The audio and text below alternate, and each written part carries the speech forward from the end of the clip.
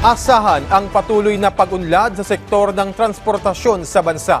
Kasunod yan ng nilagdaang 5 bagong kasunduan sa pagitan ng pamahalaan at pribadong sektor na sinaksihan mismo ni Pangulong Ferdinand R. Marcos Jr. Si Kenneth Pasyente ng PTV sa Balitang Pambansa Live. Kenneth. Yes, Alan, panibagong mga kasunduan o agreement ang napirmahan sa pagitan ng pamahalaan at ng ilang pribadong sektor ngayong araw. Kanina mismo si Pangulong Ferdinand R. Marcos Jr. ang sumaksi sa contract signing para sa iba't ibang proyekto ng Department of Transportation.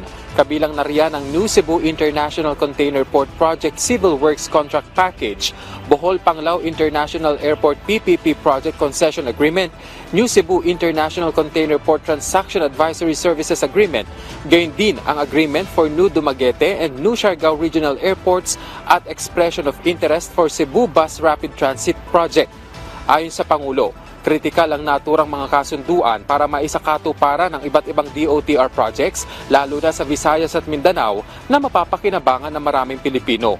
Yan anya ay para makapagbigay ng maayos at komportableng biyahe para sa kanila. Bukod dyan, malaking tulong anya ang mga proyektong ito para mapalakas pa ang turismo sa mga lugar kung saan itatayo ang mga estrukturang ito.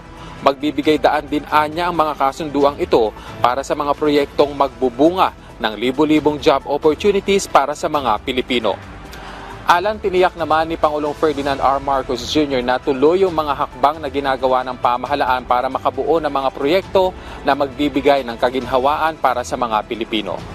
At yan na muna ang latest. Balik sa iyo, Alan. Maraming salamat, Kenneth Pasyente.